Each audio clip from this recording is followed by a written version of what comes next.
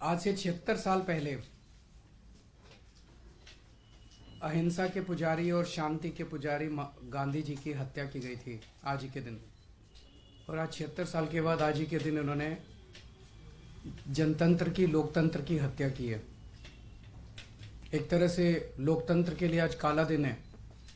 जिस तरह से इन्होंने गुंडागर्दी करके, सरेआम बेईमानी करके,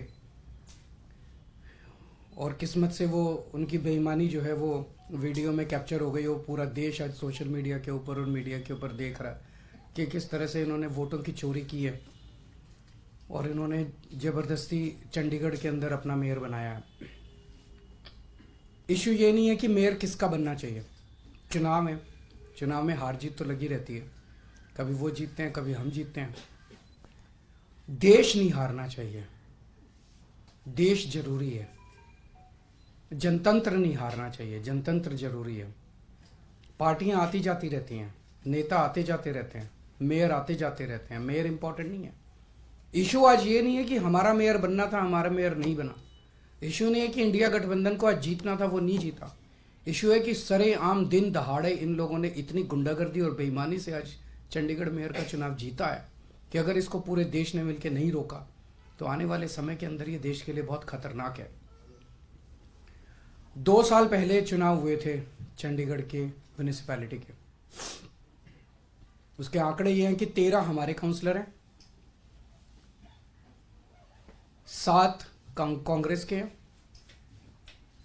15 इनके हैं और एक अकाली दल का है जो इनके साथ है, तो 16 इनके हैं। 13 हमारे, 7 कांग्रेस के और 16 इनके, टोटल 36 हैं। अभी तक कांग्रेस और हम अलग अलग लड़ते थे, तो 2 साल से जाहिर तौर पे 16 इनके थे, 13 हमारे थे, 7 कांग्रेस के, तो 2 साल से इन्हीं का मेयर और इन्हीं का डिप्टी मेयर बन रहा था। स्टेट कैलकुलेशंस है, स्टेट।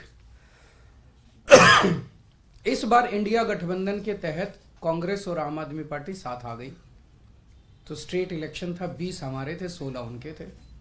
इसमें कोई बहुत बड़ी गणित नहीं थी, इसमें कोई बहुत बड़ा वो नहीं था। लेकिन शुरू से इनकी नीयत खराब थी, शुरू से इनकी नीयत खराब थी। जब से चुनाव ऐलान हुए,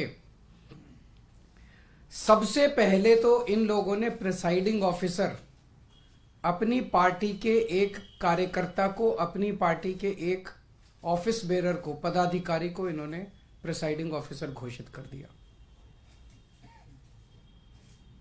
उसके बाद जब चुनाव की तारीख तय हुई, 18 जनवरी को चुनाव था, अचानक 18 जनवरी को इनका पदाधिकारी जो था, ये प्रिसाइडिंग ऑफिसर, ये बीमार, बोला मैं बीमार हो गया, अस्पताल में चला गया और चुनाव इंडेफिनेटली टाल दिए गए। हम कोर्ट गए और कोर्ट से हम लोग तारीख तय करवा के लाए। इस दौरान इन्होंने हमारे और कांग्रेस के काउंसलर्स को खरीदने की, डराने की, धमकाने की बहुत कोशिश की, जैसे कि पूरे देश भर में करते ही हैं। इनकी फितरत है, हर जगह करते हैं। लेकिन किस्मत से एक भी नहीं टूटा और आज चुनाव हुए, चुनाव होने थे, चुनाव हुए। कोर्ट के डायरेक्शंस के बावजूद इन लोगों ने जो बदमाशी की, हम सब देखते हैं कि चुनाव तो हुआ आज, लेकिन जब चुनाव के वोटों की गिनती होती है, चाहे राज्य स्तर का चुनाव हो, चाहे देश का चुनाव हो, गिनती के वक्त मशीन का नंबर बताया जाता है, दिखाया जाता है। उसके बाद वोट जब उसको टोटल किया जाता है, मशीन का दिखाया जाता है, भाई किस पार्टी को कितने वोट मिले, सब कुछ दिखाया जाता है।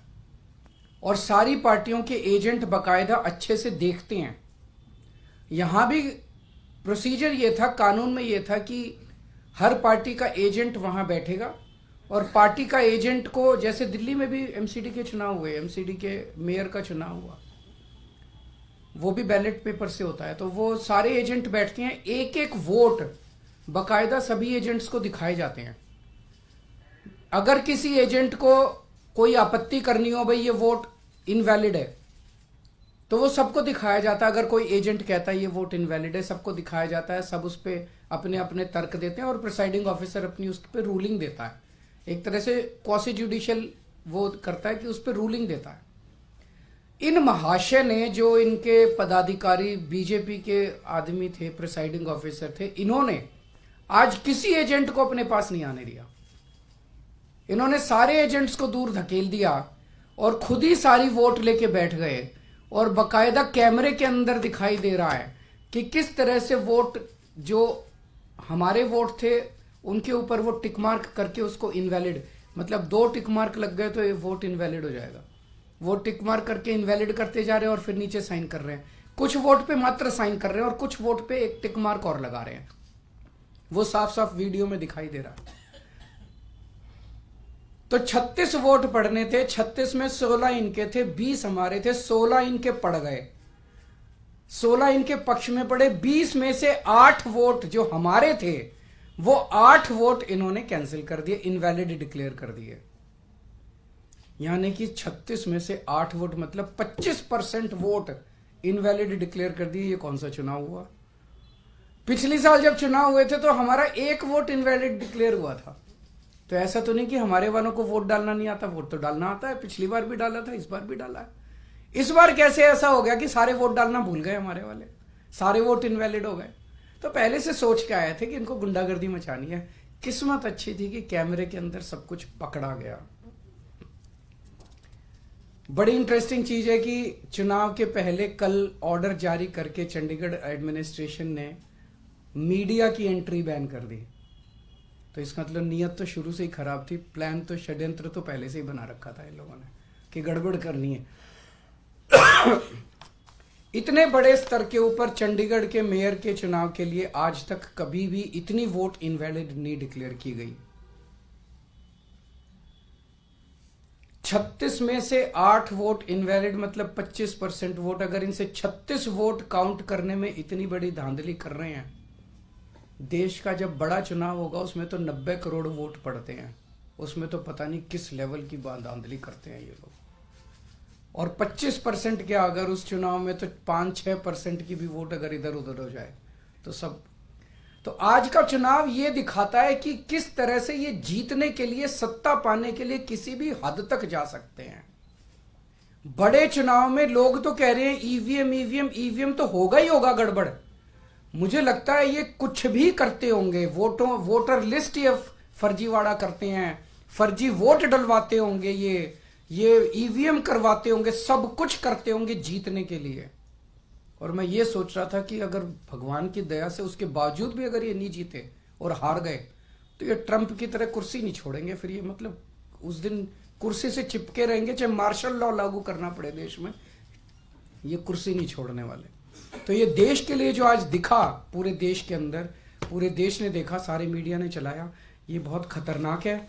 और हम सब लोगों को, जो लोग इस देश से प्यार करते हैं, हम सब लोगों को इसका पुरजोर विरोध करना है और इन सबको रोकना है।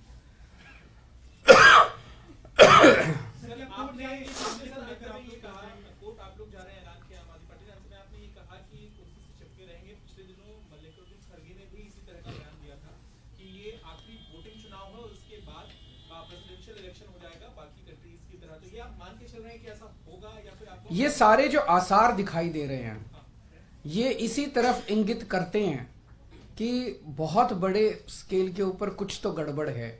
अगर एक 10 बाई 10 किलोमीटर का छोटा सा शहर चंडीगढ़, उस चंडीगढ़ के छोटे से शहर के अंदर एक छोटे से मेयर का चुनाव, उसके अंदर अगर ये इस किस्म तक, इस हद तक गिर सकते हैं, तो बड़े चुनाव के लिए तो किसी भी हद तक जा सकते हैं लोग। तो आप इस बात को समर्थन कर रहे हैं कि ईवीएम जो है उसमें भी अब गड़बड़ी करने की सरकार। देखिए अभी जो कई सारे मैंने देखे हैं वीडियोस, कई सारे, उसके ऊपर एक दिन अलग से चर्चा कर सकते हैं। इसके अलावा इंडिया गठबंधन को लेकर आगे भविष्य में सीट शेयरिंग को लेकर भी चर्चा चल रही है और आप भी लोकसभा चर्चा अच्छी चल रही है और बहुत जल्दी मुझे लगता है कि हमारे भी कुछ ना कुछ नतीजे आएंगे। कई राउंड ऑफ डिस्कशन हो चुके हैं। सर, इस चुनाव के बाद इंडिया गठबंधन के नेताओं से, खासकर कांग्रेस के लीडर से क्या आपकी बात हुई है? क्योंकि एक प्रेस कॉन्फ्रेंस तो पवन बंसल थे, अभी बैठे थे, तो जो भी करने की जरूरत पड़ेगी वो करेंगे। आज मेरा मकसद चंडीगढ़ का मेयर इंपॉर्टेंट नहीं है देश के लिए। चंडीगढ़ का मेयर आम आदमी पार्टी का बने, इसका बने, उसका बने, इंपॉर्टेंट नहीं है। पर इंपॉर्टेंट है जो लोग गुंडागर्दी करके चुनाव जीतेंगे वो गुंडागर्दी का ही प्रशासन लेके आएंगे, वो आपके शहर में गुंडागर्दी मचवाएंगे। जो ईमानदारी से वोट जीतेंगे, ईमानदारी से चुनाव लड़ेंगे, वो शासन में ईमानदारी लेके आएंगे।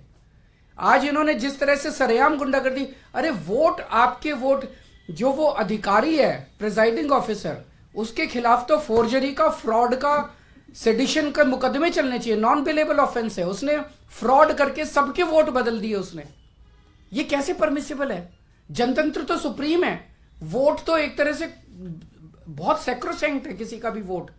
आपने काउंसलर्स के वोट बदल दिए, काउंसलर्स के वोट पे टिक मार्क करते जा रहे हो और साइन करते जा रहे हो, टिक मार्क करते। ये क्या है? सरेआम गुंडागर्दी। ना वोट को मानते, ना किसी प्रोसेस को मानते, ना कानून को मानते, ना संविधान को मानते।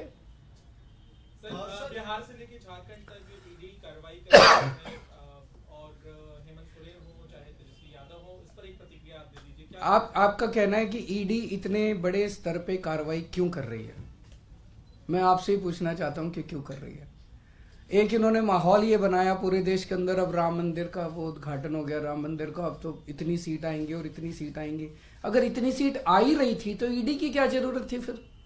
फिर ये सब नौटंकी करने की क्या जरूरत थी? इसका मतलब इतनी सीट नहीं आ रही है, इसका मतलब ईडी की भी जरूरत है, फर्जीवाड़े की भी जरूरत है, गुंडागर्दी करने की भी जरूरत है, तब सीट आएंगे इनकी। अगर अपने आप सीट आ रही होती तो क्यों करते ये इतना सारा? क्यों ईडी पीछे भेजते? क्यों नीतीश जी को तोड़ते? क्यों उधर एनसीपी तोड़ते? क्यों शिवसेना तोड़ते? क्यों सबके पीछे ईडी छोड़ते? ये इसलिए कर रहे हैं क्योंकि इनकी सीटें नहीं आ रही हैं। लोग इनसे परेशान हो चुके हैं, लोग फेडअप हो चुके हैं। इंडिया गठबंधन की सीट शेयरिंग ठीक से हो गई तो इंडिया गठबंधन इनको, आज अगर चुनाव ईमानदारी से हो जाता, इंडिया गठबंधन का सीधा सीधा था, 16 वोट इनके थे, 20 हमारे थे, हम इंडिया गठबंधन की पहली जीत होती। लेकिन ये तो इस तरह से गुंडागर्दी करके, बेईमानी करके चुनाव जीत रहे हैं। सीधा सीधा था। आज का चुनाव तो बड़ा सिंपल और स्ट्रेट था। हमारा एक भी आदमी नहीं बिका, 20 वोट थे हमारे, इनके 16 वोट थे। तो आज का चुनाव तो इंडिया गठबंधन जीत ही रहा था। तो फिर गुंडागर्दी करके इन्होंने इसको कर लिया। लगता है चुनाव आयोग का रुख करेंगे आप लोग? हैं जी?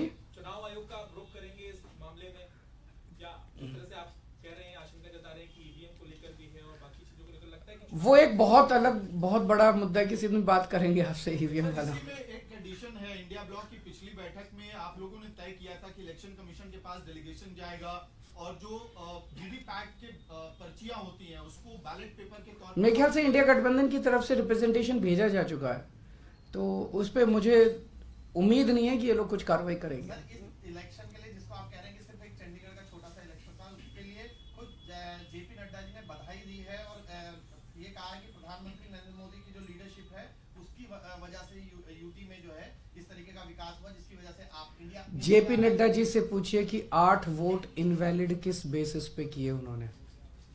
उनसे पूछिए कि क्या उनके पदाधिकारी ने जिस तरह से वोट्स को टेम्पर किया, फोर्जरी की, क्या वो इसको सही मानते हैं?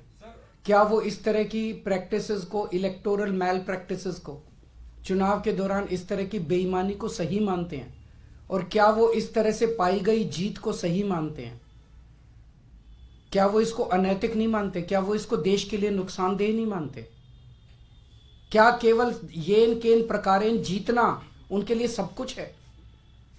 मार के, पीट के, वोट टेम्पर करके, सब कुछ करके बस जीत जाओ किसी भी तरह से। सर, कल जिस तरह से हेमंत सोरेन को लेकर खबरें आ रही थी कि ईडी एक तरह से हंट पे दिख रही थी, लगातार खबरें प्लांट भी हो रही थी और दावा किया जा रहा था कि हेमंत सोरेन गायब हो गए, तो एक मुख्यमंत्री के बारे में जिस तरह से एजेंसियां काम कर रही हैं, आपको लगता है आने वाले समय में कार्रवाई और बढ़ने वाली है इंडिया ब्लॉक के लीडर्स के खिलाफ? मुझे लगता है लोकसभा के पहले जिस तरह से इनका माहौल है, इनको मेजॉरिटी नहीं मिल रही है। इंडिया गठबंधन स्ट्रांग है। आज आप मेरे से निकलवा लीजिए जो कुछ इन्होंने बिहार के अंदर किया। पिछली बार इन्होंने 17 सीट दी थी नीतीश जी को, 17 सीट पे लड़ी थी बीजेपी, 17 की 17। इस बार भी ये 17 सीट दें अगर नीतीश कुमार जी को, 17 की 17 सीटें नीतीश कुमार जी हारेंगे। उन्होंने बिहार की जनता के साथ धोखा किया, तो बीजेपी को इसका नुकसान होने वाला। इस तरह की हरकतें ये देश पसंद नहीं करता।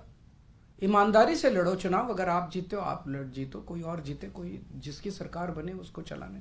Thank you. कोर्ट के आदेश के बाद चुनाव हुए थे तो आम आदमी पार्टी आज आपका क्या हुआ?